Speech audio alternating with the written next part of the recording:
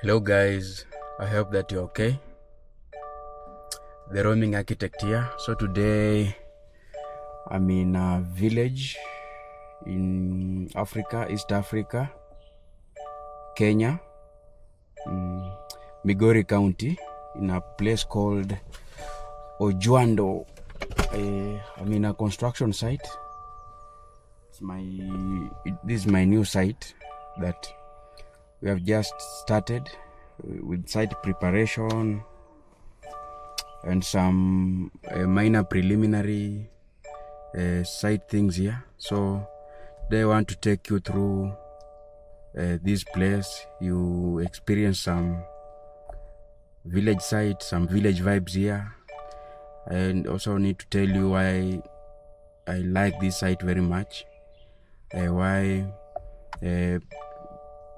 we chose that particular design that we did here, and why this is going to be a beautiful home for my client. So work with me as I show you what we have here in the village. It's a beautiful place, very silent. All you can hear is the birds singing and chirping. I forgot to switch off my car.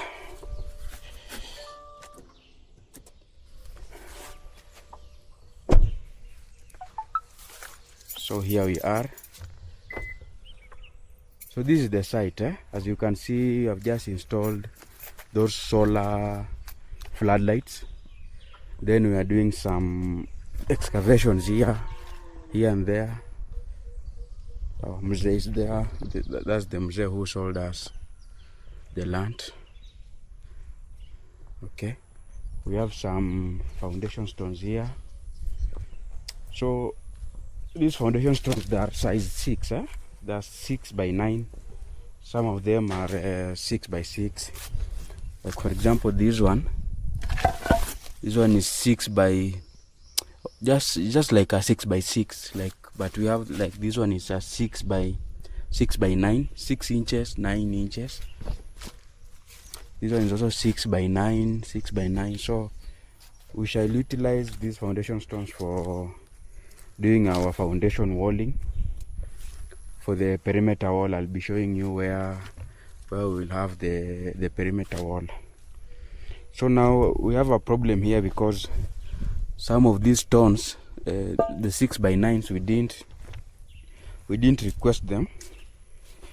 I requested a 9 by 9 because it has better foundation properties in terms of the sizing.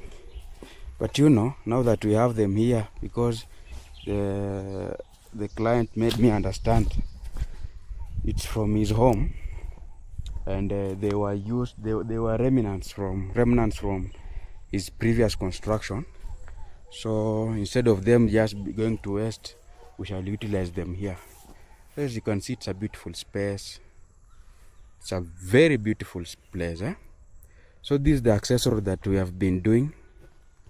That will be able, it's a driveway that will be leading you to our home. And this is the foundation wall excavation for our boundary wall. Okay.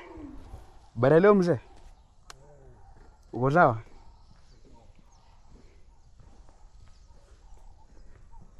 That's our mzee. He's a little bit stressed up. Dog. He's the one who sold us for my client this land. And funny thing is, just want him to go away first before I can gossip him. Funny thing is, that Mzee sold this land to my client. And then, of course, after you have sold a piece of land and all the documents have been processed and you have been paid the final payment, you are not supposed to do anything commercial on that land, not unless you have been given at least a written permission from the new land owner now. But now that Mzee went ahead and leased this land to these people. You see this maze, like this side this partition.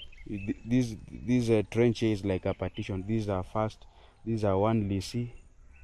This is another person who have leased this land. So he leased this land to people without the permission of the client. So now that's where the problem began, because now these people came demanding their money, claiming that they have been duped by our mzee. But now the problem is he did not request permission from the client to do this, and the client insisted, don't do that, don't do anything there, because I might be developing that property soon. But I think he despised that thing, because he just knew, no, he can't. He has just bought the land, so there's no way it can be developed this soon. So that's the problem. That's where the problem is. There is his land, his home. His home is there. Yeah, so as I was saying, we have just, because this place is quite off-grid, and there's no proper development here. So we have our solar floodlight up there. It's a 400 watts floodlight charged by solar. So it will give us some lighting. We have 5 of them here. So they will be providing us the lighting that we require just for general security, vigilance, and just to be able to see things at night in moments where we'll be working even up to late night. So we are doing our, so this front side, it will be a solid perimeter wall going up to 3 feet up, and our gate structure. Then along the sides of the plot, it will be a concrete poles fence, a chain link, and a barbed wire. Then up there we have a razor wire and electric cables, just for extra security. So it's a 4 acre piece of land, very big, like from here up to down there, like you can't even see it from here. It's very big, 4 acres. I don't know if you can see where people are working down there. That's where the plot goes. It's very big, and I'll be able to show you. And down there we also have a river. Like this plot, it touches a river. I don't know if I should call it a river or a stream, but I'll be able to show you that. So these are the holes for our concrete poles, as you can see. So we have beautiful maize here, but you know, they might never survive, because we need this place to do our development. And since us, we have just come here to work, we are not here to disturb anyone. We just have to do what we have been obliged by the client. So here we have another solar light. Then we'll have to, you see now this electricity line going across this plot. We'll have to do away with this electricity line. It's here. So it will have to be rerouted. Maybe we have another pole there. Then it can come back there, because it's not inside our plot. So this is our access road. You'll be driving through this access road this way as you go down there, as you approach the home. Okay.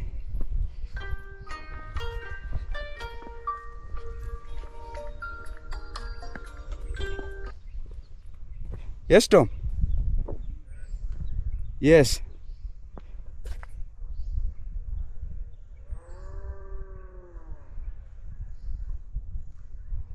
Yes.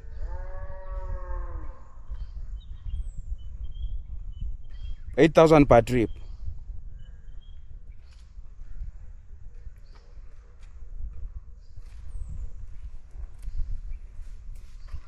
Okay.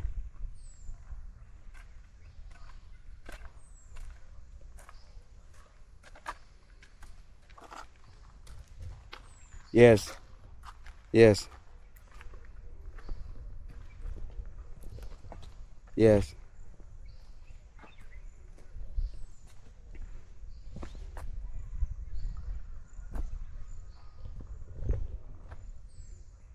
Mm.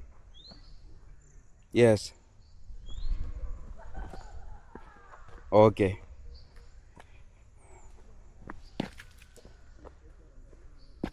Okay, let me talk to him once he call. Have you talked to him today? Yeah, I think he usually calls around 11, 12. So let me, when he calls me, then I'll try and talk that to him. Okay, thank you. Yeah, so that was a material supply. He needs me to talk to the boss about some supplies, how we can sort out some delays here and there. So as you can see, these all the way that have been coming, it's still part of our plot, and we are not even quarter way. So we have made some deliveries here, some coarse aggregate, and I don't know, this quarry guy didn't give us the very best of the aggregates, because it's poorly graded. As you can see, these are like chippings. It's like a quarter size mixed with 3/4. What I wanted is a 3/4 mix, 3/4 and a half mix. I didn't want 3/4 and a quarter. That's a very poor mix. So I suspect it was the last batch. It was the last batch of what was remaining at the quarry that the supply was given. So this one I've warned about it, that I'm so much careful on. I'm so much careful on quality. So we have just been doing some minor subgrading here. So here we have like I've done a trench here. Like now this water, like this road is tapered towards one end, towards the left side. So then I've done a mini drainage there, which we shall clear it very clearly, so that the water can at least whip out the plot at this point. Then we have several whips around there, down there, so just to relieve us of some water, because part of this plot is almost swampy. It's a swampy place, so we'll have to be careful on how we handle. So we have another problem there. You see there, we have bees there. Maybe I can try and move closer. You see there, at that tree stump, bees have built their hive there. So getting closer to that point is a risk. You see there. So even now the backhoe guy, the guy who helped us excavate this road, he just removed tree stumps at this point, but he didn't get closer to where these other tree stumps are, because bees, they usually do those people bad. If you get closer to their habitat, they might harm you. So we are looking at a remedy on how we are going to chase away those bees. I'm told there's a spray. You can just spray on that hive, then they'll move away at night. So we have a huge tree stump here. It's here. So this one, we shall use it. I want to burn charcoal with this tree stump. You see how big it is? It's huge. It's almost 5 times my size. So we're going to utilize this tree stump for charcoal burning. All these tree stumps, I'll burn charcoal here. You can use charcoal for domestic cooking, and also we shall use it here on site, especially just for cooking and everything. Yeah, so this is how our plot goes. It reaches here, it widens a little bit. We have another solar floodlight there. so it widens at this point. But now you see from here now the plot becomes marshy or swampy.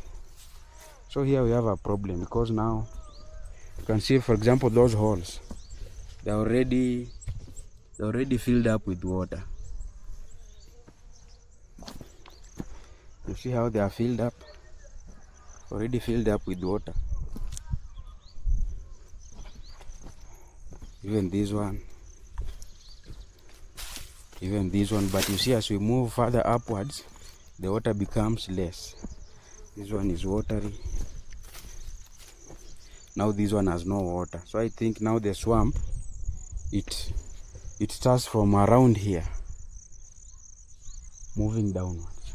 So we can say like three quarter of our site is swampy. So now that's where the real task begins, because now we are supposed to construct on this part that is swampy.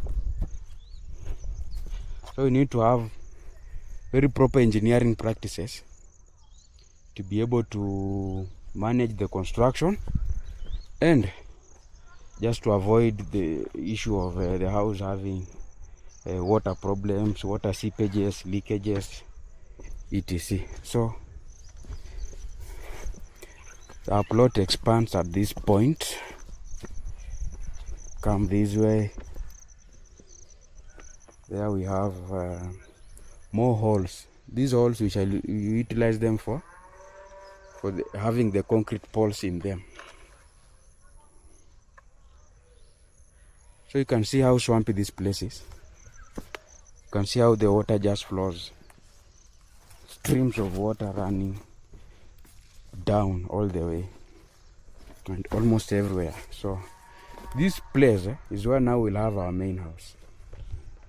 See this place where I am is where we'll have our main house. So far we have done a site house. It's down there. We shall utilize the site house as a store, a guard house, a temporary guard house. Of course, we'll have a guard house there up, just at the entrance. But the security guy, meanwhile, will be staying at our site house, and then the other workers will also be staying at the site house. So one, it will be a store come site office, a guard house, and accommodation space for our workers. So let me take you there.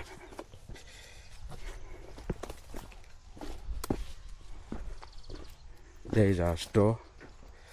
It looks good. So we've done a proper construction, yet it is a site house using some premium iron sheets. These colored ones, they are usually more expensive than the ordinary iron sheets. So it's a good construction. So it is. Let me take you around. It has 3 rooms. So this is our first room. It will be our store. We've done some storage there, some wheelbarrows and cement. This is where our guard house will be staying. This one is 4 meters by 3 meters. This one is 2 meters by 3 meters. Then now we have a general room for any other worker. This one, it's also 4 meters by 3 meters. So this is our site house. It looks good, and it's not that expensive. You can see it's just simple construction. So now down here we'll do a floor. We'll concrete this floor so that to be able to just get out of water, and also to be able to be storing our cement effectively. Just a simple construction, just poles. You do that roofing truss, then you place the iron sheets. Okay, so it's a site house. It doesn't need to be so much of an expense, but for us we have done just a proper decent one, because it will be there for quite some time. You don't need to have something that looks bad. So there we are. I'm done with the first 2 acres. The 2 acres ends down there. You can see our people are there doing bush clearance. They are clearing the bushes so that we can be able to do the holes for the concrete poles. There we are. So all these like you see, we started from up there. You can't even see where we started from, but we are still walking around our property, and this is not an inherited land. It was bought 4 acres in the village. It's a very good place. I like this site. You can see the views. The views are good. The views are good for a country home. For an up-country home. So those are our neighbors. They are kids for that mzee who sold us the land. So there we are. All this place is swampy. Just see how the water flows. So if you have quacks doing your work for such a place, you are done. All this place is swampy. All this place is swampy, my guy. You see, our holes are already filled up. You see, that's the issue that we have. So we need to be absolutely careful with how we handle our construction as a practice. So when we reach there, you see now our plot starts expanding, moving towards this side. So just see how it goes. So we have planned down here. Down there we'll have a forest, a planted one, a man-made forest, and then of course with a mix of exotic and the indigenous trees. We'll also have an apiary. An apiary is a place where we'll be rearing them bees. We'll also have what else? Let me just confirm. We have a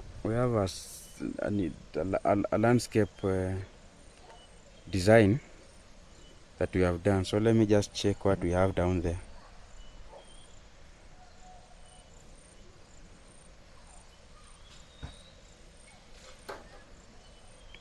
So it's a huge tract of land, and it's a upcountry home, so it needs to have some upcountry features.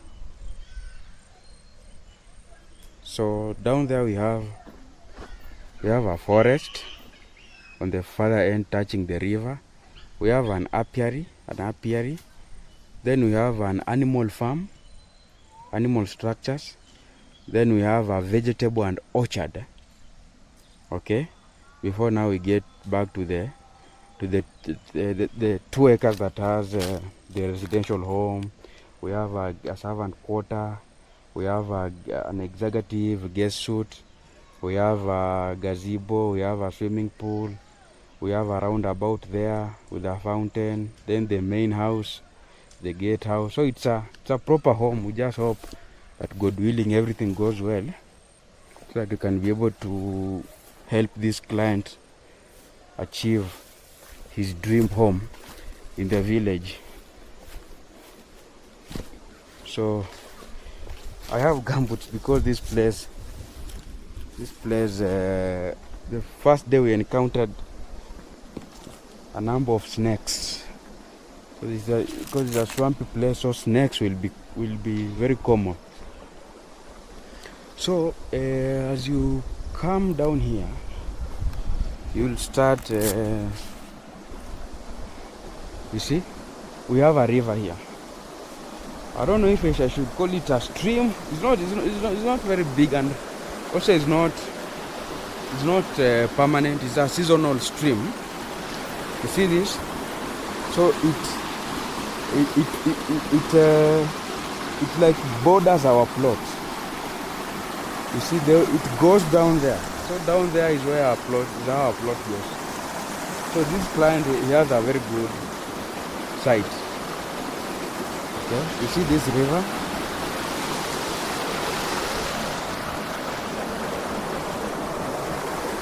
You see? So it's a very good site. And you can see you see where this pole is. Let me just cross. You see where this pole is? This pole is our beacon, where it marks where our plot ends. So you have a beacon here. So it means this river is part of our plot.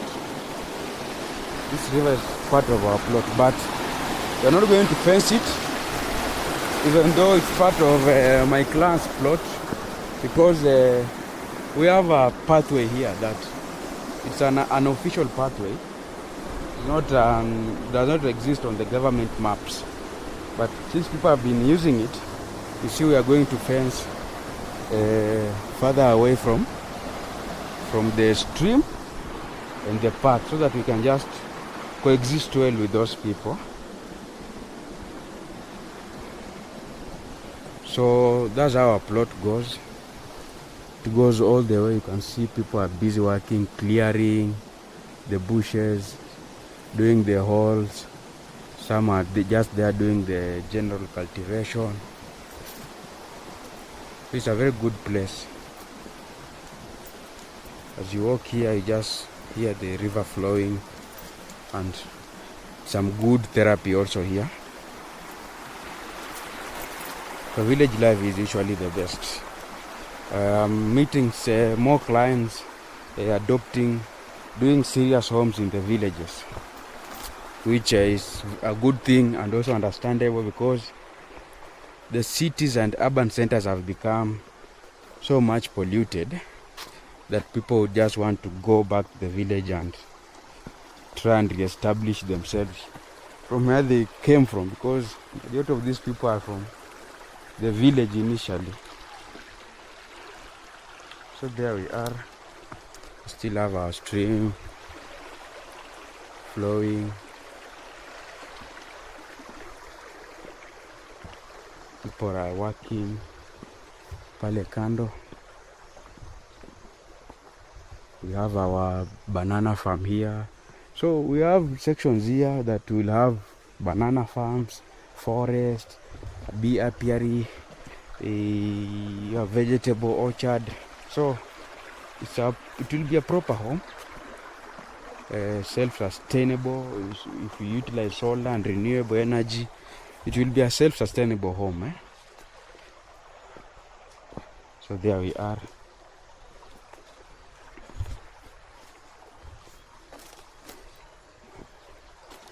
So the river now diverts and proceeds down the stream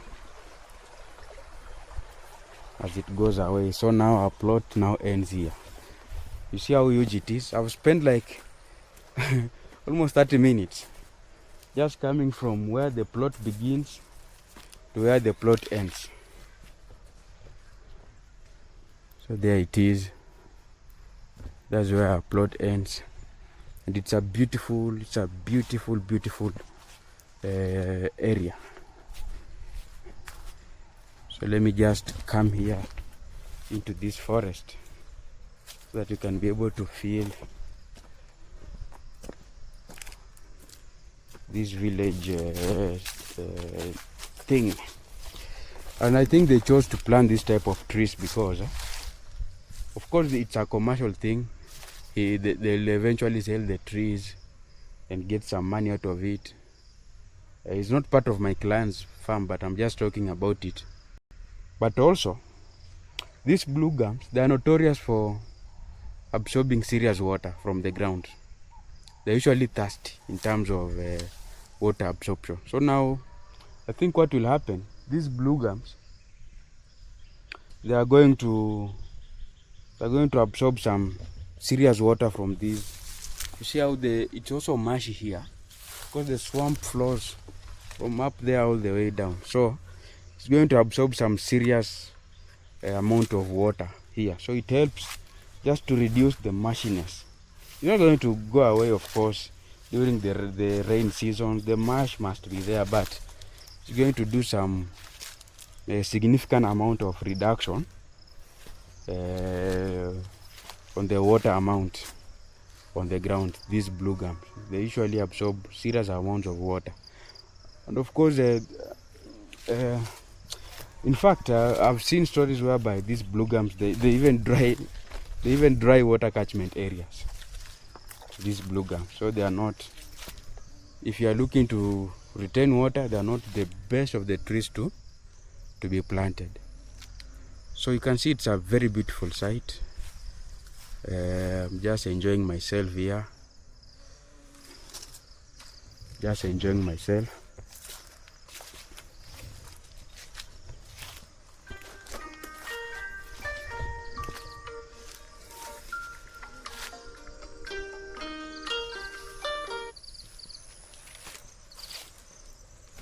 So here we are, just looking for a way to get out.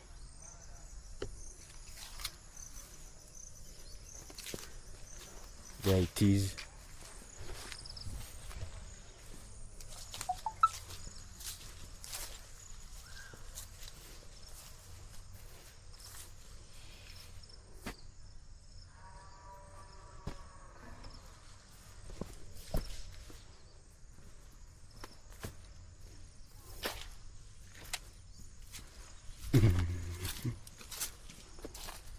So here we are.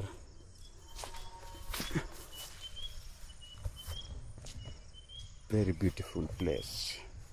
So you can see our holes are going all the way. There we have our hole for placing the concrete poles. We have another hole there.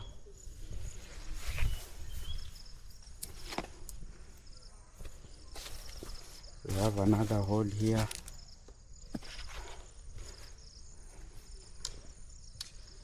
You can see site clearance is ongoing up there. So this is where now our plot ends here. So it's here, then up there where we started. I don't know if you can see my vehicle up there, plus those that place where they have planted some corn or maize is where now our plot ends. So it's 4 acres, and by the way, it's very cheap. You can imagine and this one I'm very honest because I know how much the client bought this piece of land. These 4 acres in the village, and it's not so much that remote. It's a drive away from a town center here called Oyugis. So the amount of money that this piece of land was bought, it's equal to how much you'll spend to buy an eighth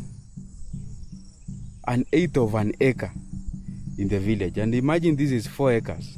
You have access to a stream and everything that we can see here, but it's almost equal, like it's almost 3.5 million buying this amount of land here.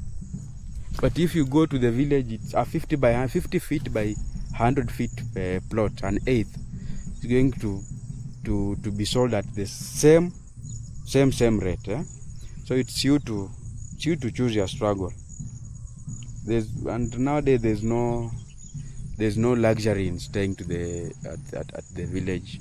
The village is so much overhyped, so much chaotic, so much polluted that it makes no sense having investing some serious amount of money there. Of course we are working there, but if you just get a decent city house for day-to-day living, because of course we spend majority of our days in the city, but also you shouldn't neglect the village, because finally when you retire or you get tired of the city, this is where you'll come from eventually. So you shouldn't neglect the village that much that our forefathers have been doing.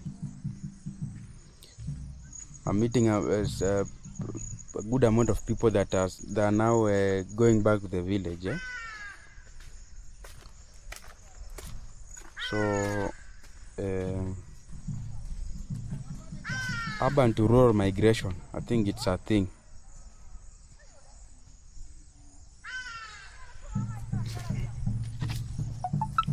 I've just been sending someone some money here so that they can stop calling.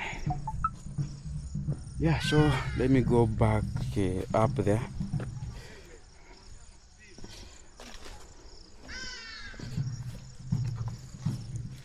You can see site bush clearance is ongoing. Wewe natafuta nini? Kamba?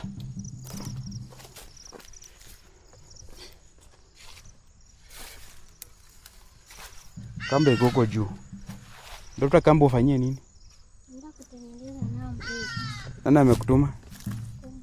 Tunaangalia yenye wameshawacha hapa. Oh. Ukae mbali na kazi. Unajua unaweza umia huko. Si ndio? Enda huko juu. Hakuna kamba hapa.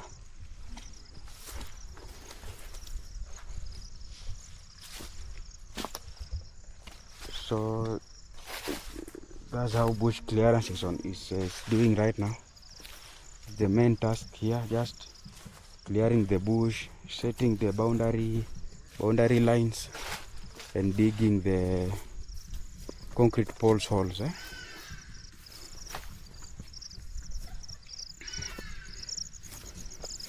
Yeah, so that's it. That's basically how our plot goes.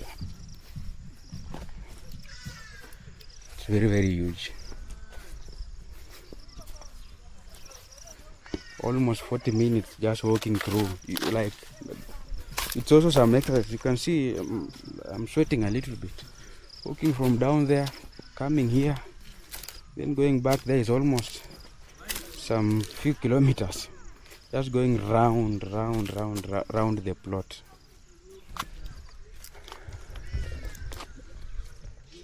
So that's how people are doing the bush clearance. Just using machetes and slashers manually.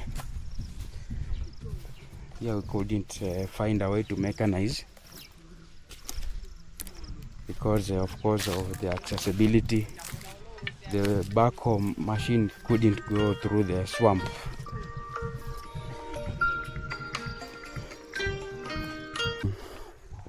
I need you to tell me what you think about let's converse about rural living. There's an influx of people moving back, a good number of people just moving back to the village. So is it a thing that's really actually happening? Are people getting fed up with city life, or people, is it like people have been, like did the 2020 coronavirus, 2019-2020 coronavirus teach us a lesson that we should adopt more village life, we should develop the village so that in case of anything, case of any emergency like the corona, the way it came and it shook us, are people going back to the village or what? Because majority of my constructions actually in the past 3-4 years, is like 60% of them, it has been back to the village, and they are serious homes. They're not just like the doing this shoddy home or cheap homes. They are serious homes in the village. So people are despising the fact that, oh, you know, in the village I'll stay there a day or two, then leave back to town. Or people are despising those kind of idle talks. People are doing serious homes, serious development to the village, and I think to me it's a good thing to see, because we shouldn't leave the village undeveloped then run back, run to the city. It's not a very good thing. So I'll encourage, if you are away, you are in the city, you are in the diaspora, do some development in the village. You won't regret it, because when you leave, when you finally retire, and people in this era, people are going into early retirement. Right now in the villages in Africa, especially in Kenya, we have electricity. We have stable internet in the village. You can do your own backup power options. Okay? So, in the near future, like for example, internet, we have Starlink. You can have a Starlink here, and issue with internet is sorted out. All your intercom, CCTVs, you'll be able to monitor them effectively. So we are going in the near future. The village is the next Bitcoin. You should buy the Bitcoin while it's still at $1, because the villagers are also discovering. People are, like for example, this client, he bought this land 4 acres. He was not stupid, because if you go for that approach that you buy 1 acre only, and then now you start development, then you can expand it slow by slow as you proceed, my friend, they will not give you that land, or they are going to charge you even 5 times of what you bought the 1 acre for the extra acre. So if you go also to the village, buy big, because now going back to the people, after you have done your development, they know who you are. Then they are going to price you. They're going to price you accordingly to who you are. Okay, so if you are away, you are at the village, you are in the diaspora, you are outside the country. Get good people, buy land, come to the village, survey, do proper scouting, buy land, engage a good architect, hire a good construction company, do your construction. Don't wait until you come back here so that you can do your construction. There are serious people out here. Like for example, my company, majority of our people, they are diaspora clients, and majority of them, they are through referrals. And also, of course, just local clients who are also building back to the village. So we have a good reputation of just doing proper construction, like how you can see it at my portfolio, with minimal supervision, okay, and the absolute honesty that construction deserves. So you just get a good working team, develop your village home, and you'll not regret it. You'll not regret. When you leave that place that you are, you need to come back to the village to feel the peace of mind, okay, to feel the organic. Do organic farming there, have a self-sustainable home, okay, and you'll never regret it. Do animal farming. If you want eggs, you have your own eggs there. If you want the kienyeji chicken, you have your own there. If you need milk, you have dairy farming there. So there's nothing that's going to bypass you, okay. So this marks the end of my vlog. See you next time, and kindly remember to subscribe to my channel, so that we can be able to be showing you more of such content.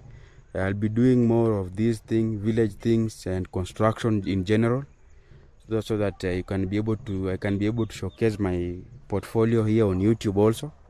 I'm doing well in other platforms, but now I want to also get to YouTube. So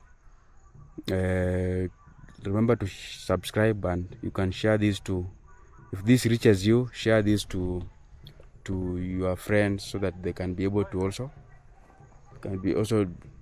be able to come here. Okay, so bye bye, and let me do some work here. Let me enjoy some village, and see you next time on the next one. Bye bye.